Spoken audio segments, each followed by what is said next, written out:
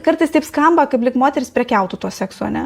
Vat, duosiu, neduosiu. Būsi geras, duosiu. Būsi negeras, neduosiu. Man tai atrodo, kad tai turi eiti iš jūsų norų, ne? Kada jūs norite to sekso, tada jis ir turi būti. Nebūtinai, kada jisai nori, jis turi būti. Tai šitie norai turi sutapti iš esmės, ne? Aišku, kadangi mūsų nusistatymai reguliuoja mūsų gyvenimą, tai pavyzdžiui, jeigu moteris galvoja, kad tai yra jos pareiga, ten tarkim kiekvieną vakarą duoti savo kūną ne vyrui, tai jinai duoda ir po to tai turbūt kaip prekė tokia tam. Jeigu mąstant, kad seksas yra iš abiejų pusių, tie norai yra iš abiejų pusių ir tą reikia suderinti. Ir gali būti, kad aš nenoriu, jisai nori, ir nieko tokio, reiškia nieko nebus, tegu jisai pasirūpina pats, viskas yra po ranka. Kiekvienas viską turi po ranka ir nieko čia baisaus tokio. Ir kad tas dalykas toksai yra derinamas, ne? Nes tai tą, ką jūs parašėte, atrodo, kad kai jisai nori sekso, tai reiškia dėmesys nenuoširdus, nes tipo jisai pasikeičia, tampa kaip katinas geras, kad reiškia galėtų prieiti prie jūsų.